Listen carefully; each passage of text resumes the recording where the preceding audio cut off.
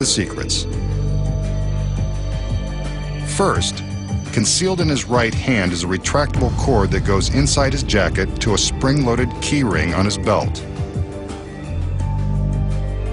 Attached to the end is a suction cup that easily sticks to the smooth light bulb. When it appears that he is preparing to crush the bulb between his hands, he's actually just sticking the suction cup to the sides. See? Now when he pretends to pulverize the bulb into nothing, he's really just hiding it in his hand so we don't see it being pulled away by the retractable line. He then makes some mystical waves of his hand and it appears the bulb has vanished. But now you know where it went. Next, the magician will demonstrate a card trick with a dangerous twist. We want you to know up front this is not something you want to attempt at home. His assistant will act as a volunteer. The magician begins with an ordinary deck of playing cards. He fans them, then shows them to his beautiful volunteer.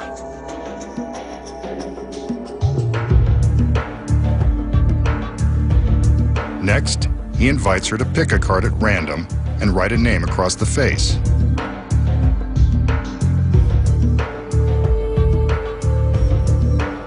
I would have asked her to write her phone number.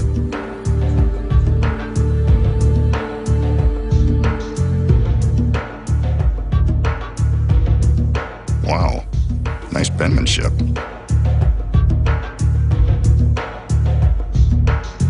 The magician takes the card and does some scribbling of his own, drawing a line beneath the name. He shows it to the girl,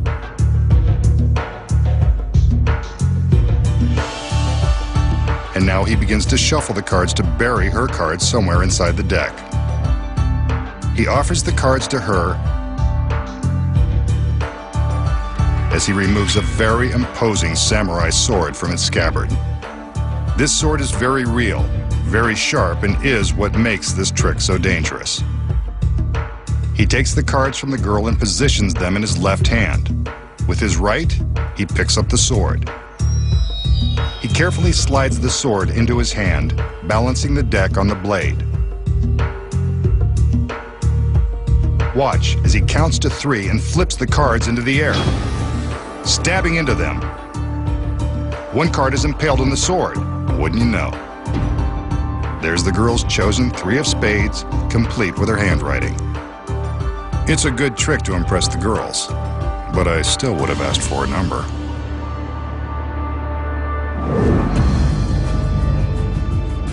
How did the magician find the chosen card with the razor-sharp blade of his samurai sword? Here are the secrets. He begins by showing his volunteer an ordinary deck of cards. She makes a genuinely random selection and writes a name across the face as instructed. They place it back on the deck. And the magician takes his pen and underlines the name. The first secret is that the pen contains a concealed razor blade. Cool. When he underlines the name, he's really slicing a slit in the card. There it is.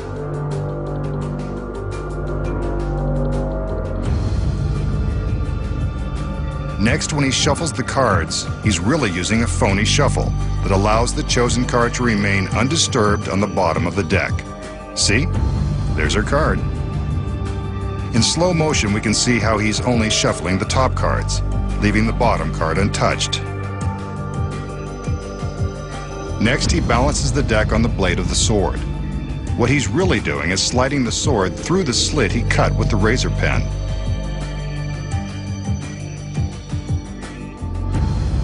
He throws the cards in the air, and amazingly, the chosen card appears to have been impaled. Even in slow motion, we can see that the flurry of cards creates enough of a diversion to hide the one card that's already been speared by the sword. If we switch to another angle and freeze the picture, we can see that the card is pierced by the sword the entire time. Stabbing a card by magic is easy. Once, you know. Next, the magician attempts a perilous escape. Will he make it out alive before he's sliced to ribbons by the rotating blades of death? For his last illusion tonight, the magician will take on one of the most death-defying escapes ever attempted. Remember, never try to duplicate any of the magician's tricks at home. This is a very perilous stunt that our world-class professional has been practicing for months. As we can see, giant steel blades provide the danger in this illusion. This triangular-shaped box will provide the magician's prison.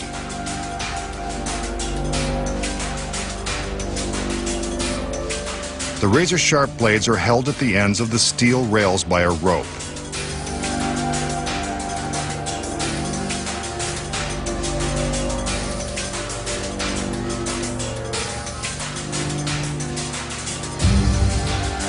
Inside the box is a beautiful assistant, but she'd be crazy to stay inside because that box is directly in the path of those terrifying blades.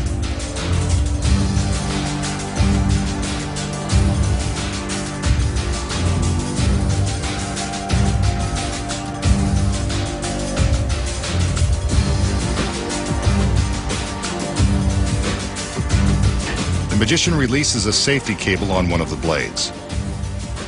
Now things are getting dangerous.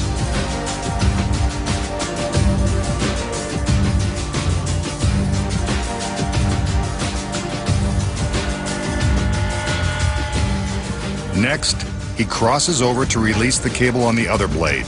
Now a single rope is holding the blades in place.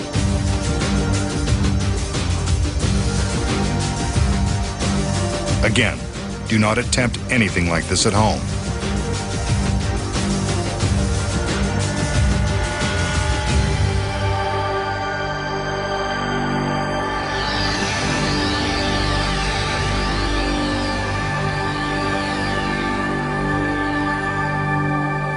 The magician climbs into the box and the door is closed. His assistants secure his hands on the outside of the box. His wrists are locked with heavy chains and bulletproof locks. With his hands shackled on either side of the box, the magician has no way to reach the chains or pick the locks. His goal will be to escape before the blades travel down the rails and into the box, slicing him to ribbons.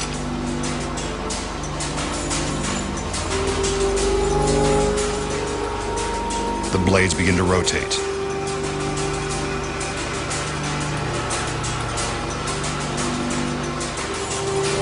He struggles with the chains. Better hurry, those blades won't wait. Next, the other assistant returns with a torch. She uses the torch to set fire to the rope. When it burns through, the blades will be sent crashing into the box and the magician. His hands are free, but he's not out. There they go. They slammed into the box, and he didn't get out in time. They're still spinning. All hope of escape is now lost.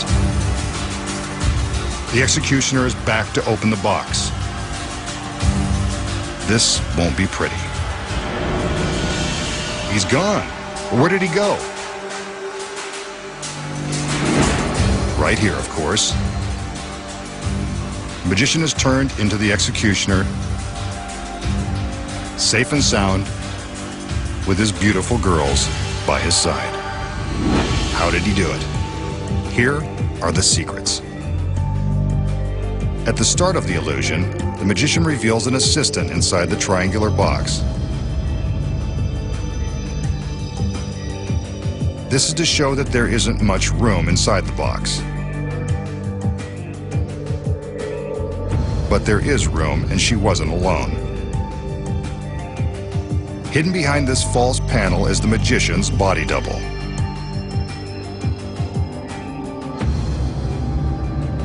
He's in place before the magician ever steps inside.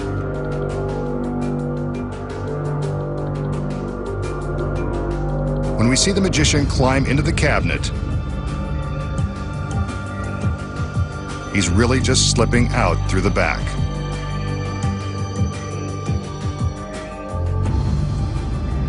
From behind, we can see him sneak out, leaving his double inside. The double then slides back to replace the magician, and it's his hand we see being shackled and chained. Next, the double flips a switch to activate the blades. Then his other hand is locked in place, and the audience thinks the magician is secured in the cabinet and struggling to escape. Meanwhile, the magician is being wheeled off stage inside the staircase the assistants use to reach the top of the box. With the spinning blades and flaming torches, the audience doesn't even notice that the girls are taking the staircase off stage. Next, the executioner enters to light the rope and add some danger. Off stage, the magician is slipping into an identical executioner's robe. Now, while the rope is burning, we see the double slip out of the manacles. But how? He simply slides his hands out of the chains and into the box because the chains have been rigged. The metal frame that holds the chains contains a spring-loaded pulley which allows him to slide the chains out, releasing enough slack to slip his hands through. The audience thinks they see the flames burn through the rope, sending the blades into the box. But inside, it's really the double pulling a ripcord and releasing the blades. The burning rope is just for dramatic effect. But how does the double escape being sliced to shreds by the blades? With the front of the box open, we can see that the blades are carefully positioned to enter the front half of the box.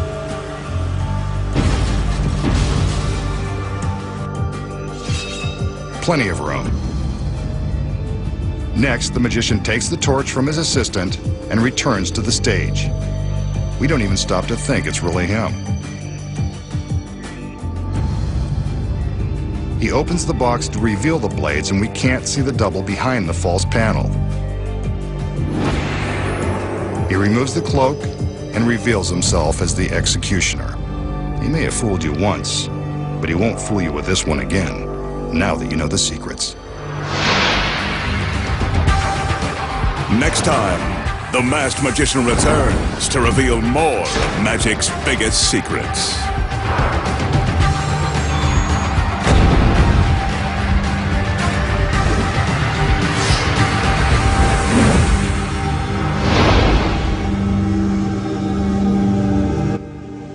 I'll hear bricks. That's what I do. Doesn't make no difference to me if it's Dusseldorf or Darlington. If you embarrass us, we'll come down on you like a ton of bricks. A very appropriate metaphor, Mr. Terrible. Our feed is aimed Pet, Tuesday and Wednesday at 9 o'clock on ITV4.